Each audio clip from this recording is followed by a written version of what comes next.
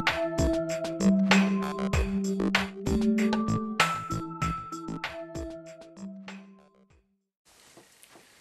my name's Alan Paletti, and today I have the Rambler 23s that I'm going to be reviewing. This is a pretty cool deck, very different from what you're used to, or for at least what I'm used to.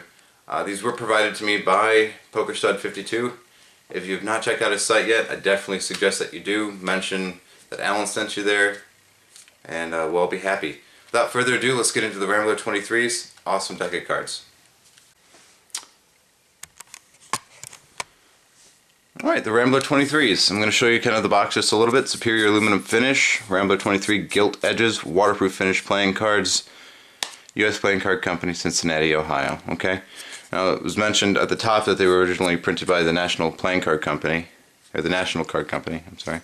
It's got some kind of cool motif with some wildlife and nature. I really don't understand that because nothing about the deck when you get into it actually says that. Okay.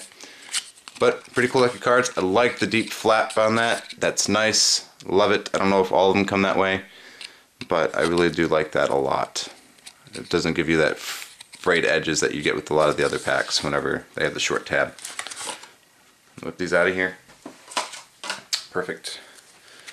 And they actually have pretty good finish on them. They are different from a regular air cushion finish, but they are very, very nice. I've heard some people say, oh, they don't fan very well, or so-and-so. I have not seen any evidence of that.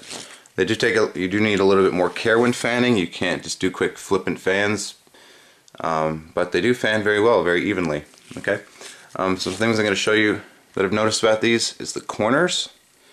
They don't have the regular rounding that you're used to. Looks like they were cut flat, sharp to a point, and then you can see they have kind of an angle here, so it looks like they just took another edge and just cut it to make it a kind of a rough rounding right there. And that's done with all the edges. Okay. Back design, kind of more classic, standard back design. Nothing really, you know, eye-popping or eye-catching, but they work just fine, and nobody will ever question that you're using a trick deck of cards, except maybe with the gold gilding edges, which looks really cool. I don't know if you can see that shine there. It is very cool. But it does make farrowing a little bit more interesting. Not terribly difficult, but not as ready to farrow as an ungilted edge deck. Also, you do have to be careful with those. They are very slippery. So, great fans can be done, just not at the angle that I'm doing them. Okay.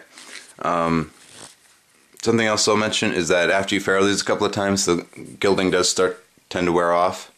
I also heard the guys in the forums talking about with springing the cards, they do tend to cut up your fingers a little bit. I haven't seen any evidence of that, but it's probably because I extensively farrowed them beforehand, so I've got rid of a lot of the sharp edges on each card. So before you farrow the deck, if you want to avoid cutting up your fingers, just farrow it a couple of times, okay?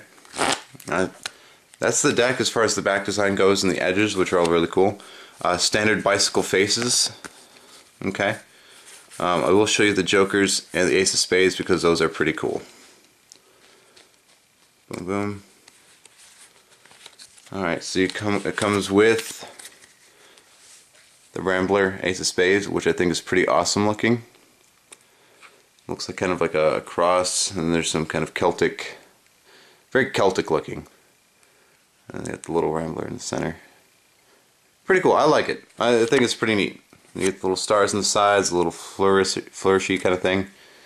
Not over the top, but then not real boring either. It's kind of neat. This Joker, kind of boring. You've seen this text before, I'm sure. This is a little new. Maybe used as an extra Joker. Okay. Little stars on the corners. And then here's the Joker for the Rambler deck. It is kind of fun. I'm not really sure what's going on, but it looks like a hunter, and he's kind of scolding his dog or talking to his dog or something. See the little gun coming up between his legs here. Little dog there. It's fun. It's different. It's a different Joker and a different artwork than we're used to. So, pretty cool deck of cards, actually.